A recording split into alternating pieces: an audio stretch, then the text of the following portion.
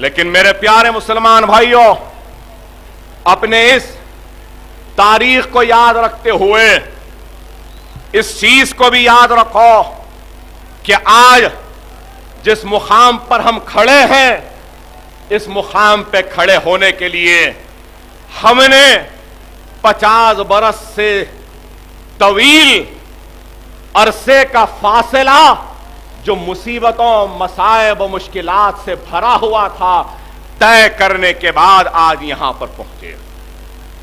बड़े ही जिद्दोजहद के बाद हम आज यहां खड़े हैं।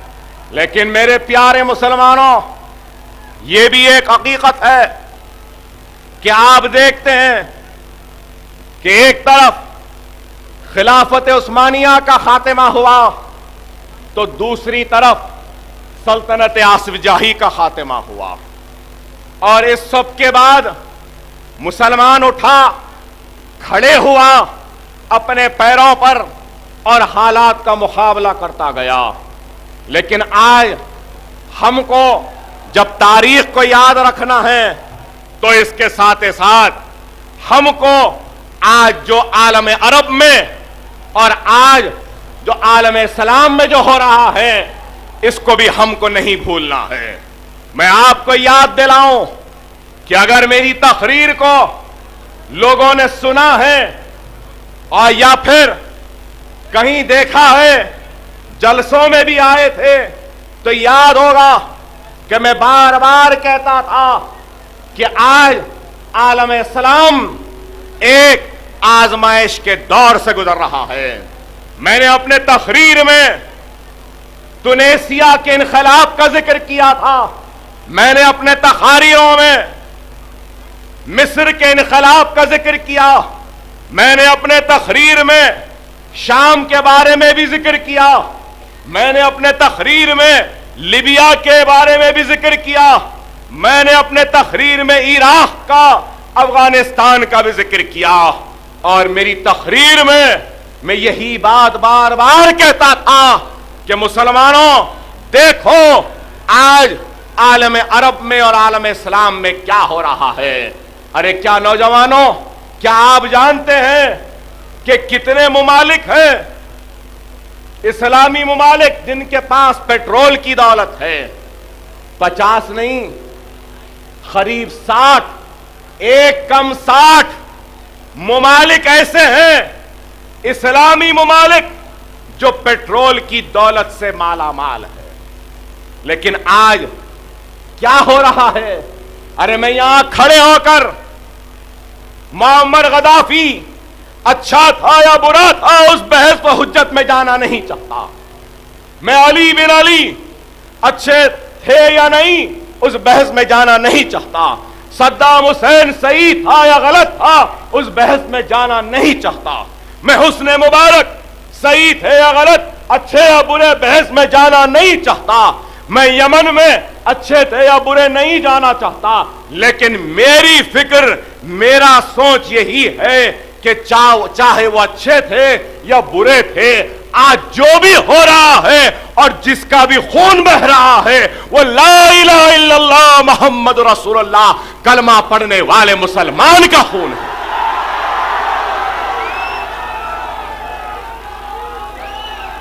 गद्दाफी के इख्तिदार का खात्मा हुआ तो क्या लिबिया में सुकून हुआ, अमन आया? नहीं आया। हुस्ने मुबारक के इख्तिदार का खात्मा हुआ, नई हुकूमत आई, इनकलाब आया। अरे जब इनकलाबात आते हैं तो इनकलाबात की कामयाबी अमन पैदा करती है, तरक्की पैदा करती है, गुर्बत का खात्मा करती है, मुफलिसी का खात्मा करती है। क्या हुआ? हुस्ने मुबारक का इख्तिदार गया, बाद में मुर्सी का इख्तिदार आया। उनके इख्तिदार के खात्मे के लिए हजारों का खून बहा। मुर्सी के इख्तिदार के बाद आज मिस्र में क्या हो रहा है? अरे गौर करो मुसलमानों, अरे मिस्र में आज जो खून बह रहा है, वह आपके और मेरे हबीब मोहम्मद मुस्तफा सल्लल्लाहु अलैहि वसल्लम के उम्मती का ही खून है, हमारे भाई का ही खून है। आज मुर्सी की हुकूमत को बेदखल किया गया, क्या बोल के किया गया कि अवामी ताईद इनके साथ नहीं है। ठीक है, ओबामा अमेरिका के सदर,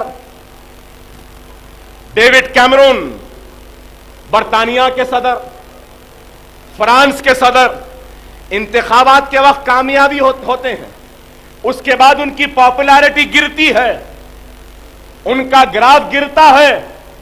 तो जैसा इनका ग्राफ गिरा, क्या उनकी हुकूमत को बर्खास्त कर देते वैसे? अरे आज यहूद और नसारा को दुनिया में जमहूरियत चाहिए तो उनको अपने पसंद की जमहूरियत चाहिए, उनके पसंद की नहीं जमहूरियत नहीं होती तो वो उस हुकूमत को टिकने नहीं देते। उधर फलस्तीन में हमास को मुंतखब किया तो वो जमहूरियत उनको कबूल नहीं, मिस्र में मुर्सी को अवाम ने मुंतखब किया तो वो जमहूरियत कबूल नहीं। अरे क्या हो रहा है मिस्र में? टैंक दबावे, हथियार अमेरिका के हैं, खाना मुसलमान का है और सीना भी मुसलमान का है।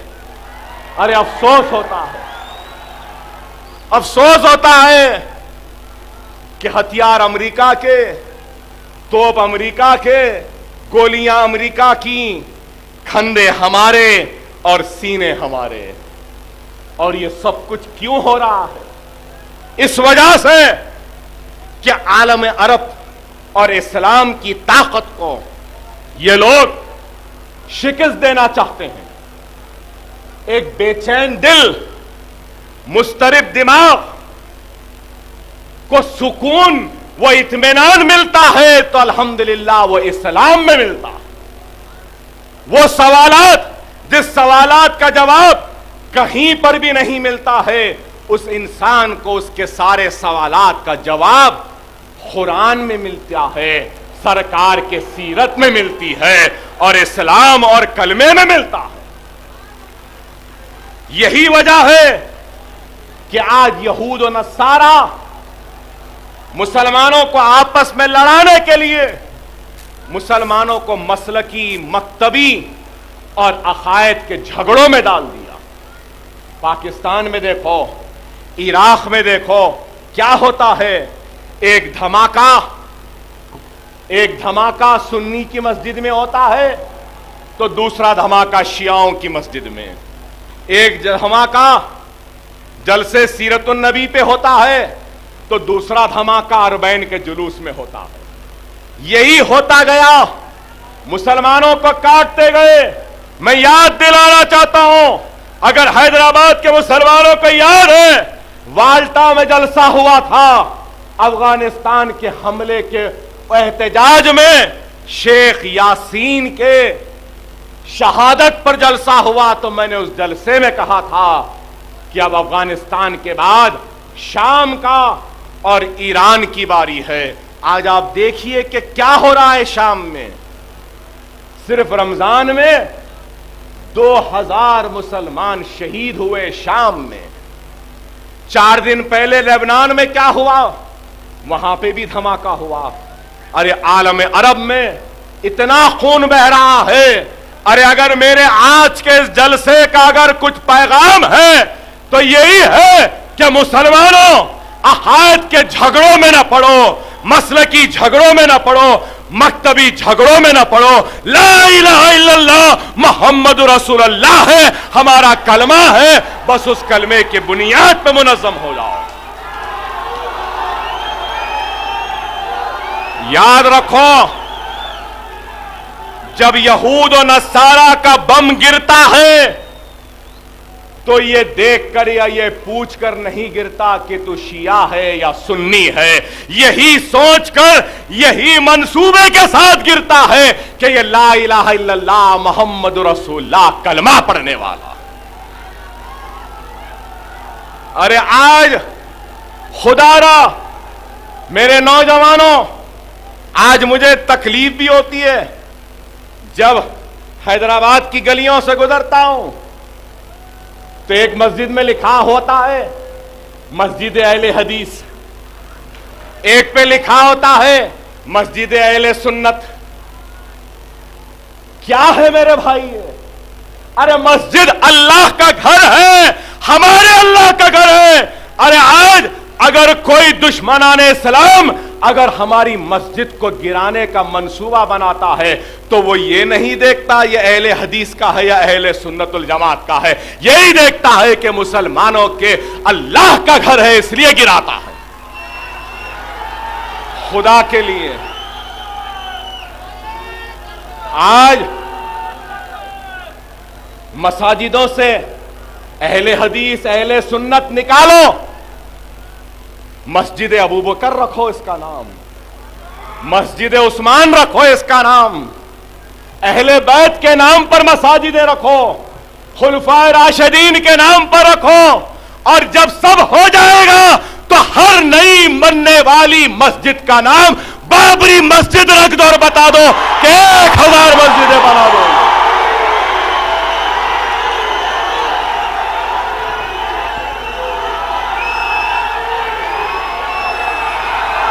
देखते हैं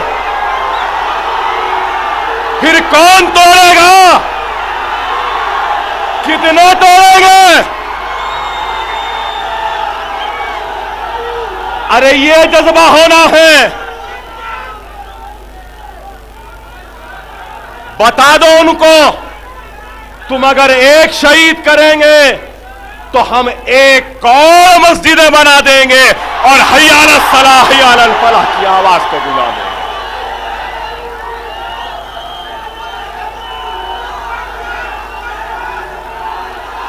आज लोग बोलेंगे कि अकबर साहब आज तकरीर अलग ही जहद में कर रहे हैं।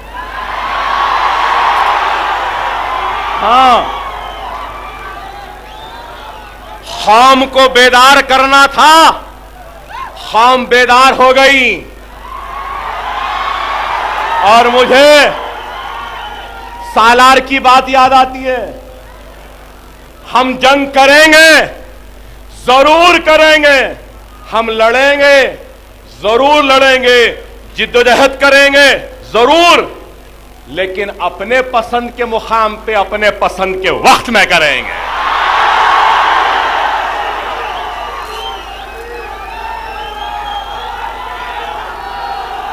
अब कोई समझ ले, क्या अकबर साहब आपका पसंद का मुकाम निजामाबाद निर्मल था क्या?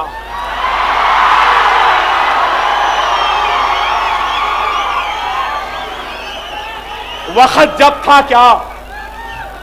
नहीं मेरे भाई, वक्त तो शुरू हो चुका है।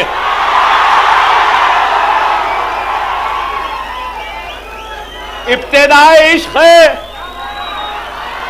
आगे आगे होता है क्या देखो बाबा। अभी तो मोहब्बत शुरू हुई है, अभी बहुत देखना है। लेकिन नौजवान याद रखो, यहूद और नसारा जो साजिश आलम अरब में कर रहा है वही साजिश हिंदुस्तान और हैदराबाद में करेगा। मसलकी मकतबी अकायद के झगड़े में ला देगा। मैं वार्निंग देता चाहता हूं उन लोगों को जो हैदराबाद में इंतशार पैदा करेंगे। अकबरुद्दीन ओवैसी का हाथ तुम्हारे गिरेबान को पकड़ के चाक कर देगा, तार तार कर देगा अगर तुम हैदराबाद में मसलकी मकतबी या अकायद के झगड़ों को पैदा करोगे। मजलिस इत्तेहाद अल मुस्लिमीन ये बर्दाश्त नहीं करेगी।